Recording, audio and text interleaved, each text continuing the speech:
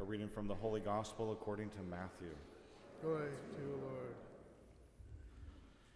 At that time, Jesus withdrew to the region of Tyre and Sidon.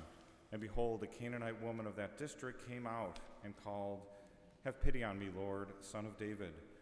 My daughter is tormented by a demon." But Jesus did not say a word in answer to her. Jesus' disciple came and asked him, "Send her away, for she keeps calling out after us." He said in reply, "I was sent only to the lost sheep of the house of Israel." But the woman came and did Jesus homage, saying, "Lord, help me."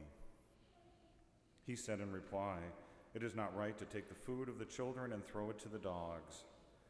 She said, "Please, Lord, for even the dogs eat the scraps that fall from the table of their masters." Then Jesus said to her in reply, "O woman, great is your faith. Let it be done for you as you wish." And the woman's daughter was healed from that hour. The Gospel of the Lord. Praise to you.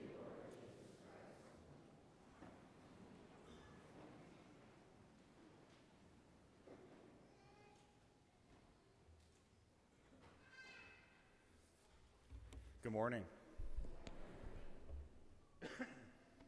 Pardon me. A question for everyone. What's the ugliest four-letter word in the English language? Don't go there. This is church. Again, what's the ugliest four-letter word? I'd say that a top candidate is the word them. You heard me right. Them. It's become an almost vile word when we wield it like a weapon. We talk about those people, them. Sometimes it's innocuous. The person in front of me driving in the left lane refusing to get over. Don't they know that I have someplace to be? When translated, what that really means is, don't they know how important I am? They need to get out of my way. Sometimes it's more sinister. Those refugees and immigrants don't belong here. If they want to come to our country, they need to do it the right way. They should learn English first. Sometimes we use the word they to make ourselves feel better and more important, to artificially put ourselves above someone else. We often use the word they behind someone's back. I can't understand why so-and-so just doesn't do that thing the way I said. They are so stubborn. Sometimes they just gets downright ugly. We saw it last weekend in Charlottesville. And let's not kid ourselves. Racism is alive and well in America. We've permitted it to survive for too long. And what happened in Virginia is just the hint of the nastiness that lives in the hearts of some Americans. For some, people of different color are considered less worthy, something to be hated, simply because they're black or brown or anything other than lily white. They are different, and therefore they are to be hated. They takes away a person's humanity. Doesn't even give them the dignity of a gender, not he or she or him, just them, kind of an unidentified blob. They has no place among Christians. This isn't my opinion. This isn't a political statement. It's simply what Jesus teaches in the gospel today. This gospel starts with Jesus moving from Capernaum, his home, towards Tyre and Sidon. He's moving to where the Gentiles live. You know, them. The faithless, the unbelievers, the dogs. The woman we meet is one of them. She's a Canaanite, and the disciples don't let her forget it. "Have pity on me," she says. And how do the disciples react to that?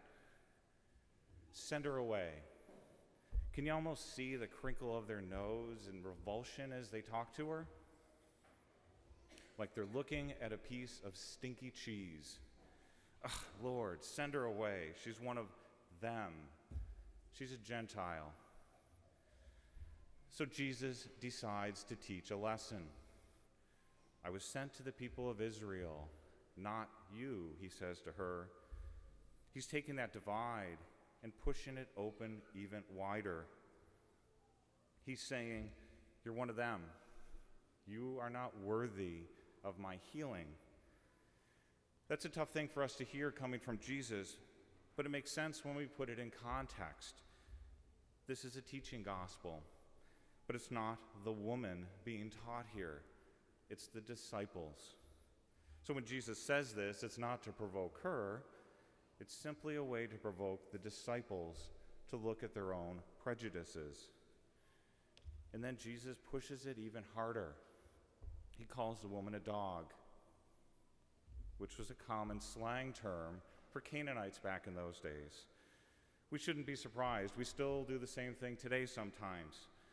I'm not going to repeat any of the words we might use, but I'm sure we each know a couple of slang words used to make fun of someone's religion, or their ethnic background, or even their sexual identity. Jesus was taking the darkness that was in the hearts of these disciples and holding it out there for them to see. How little things have changed in 2,000 years. It still seems that we live in a society of thems. We divide by color, black and brown and white, by ethnicity, by nationality, by abilities, athletic or handicapped, by sexuality, by wealth, and so many more ways. Why do we have this need to separate and pit people against one another? Jean Vanier was the founder of a community for disabled people, and he suggests that it all stems from our fear. And I think he hits the nail right on the head. That deep down inside every one of us, we recognize our fundamental nakedness and our fragility. We fear death. We fear being diminished. We fear not getting the recognition we think we deserve. We fear rejection. So we create these walls around our hearts in this competitive world where I need to prove that I'm better than you. We succumb to our fear and do things to diminish others before they can do the same to us, because we don't want to confront our own fragility. We create reasons to blame it on them, and we lash out. And just as Jesus was calling out his disciples so many years ago, we are being called out today to recognize the sinfulness of our own prejudices, our willingness to allow a world of thems to continue to exist, our complicity in a world, allowing a world of thems to stand unchallenged. This isn't to suggest that we're all racists and bigots, but it does suggest that there is a weakness in the human heart that can lead us in that direction if we're not careful. This is the gospel message today. Jesus looking at his disciples saying, hey guys, watch yourselves. This woman, one of them, she's got more faith than the whole lot of you. Don't fear her, just love her, and don't let that fear get in the way of your love. You see, for God, hate isn't the opposite of love, fear is. And that's why John the evangelist wrote, there is no fear in love. Perfect love drives out fear. Jesus showed us that his mercy and grace transcend borders and nationalities and religions. It's a gift available to all, even them. Jesus asks us to love them, because by coming to know them just a little better, we come to know Christ. These are tough words, because it forces us to look inside ourselves and the fear that lives within each of us.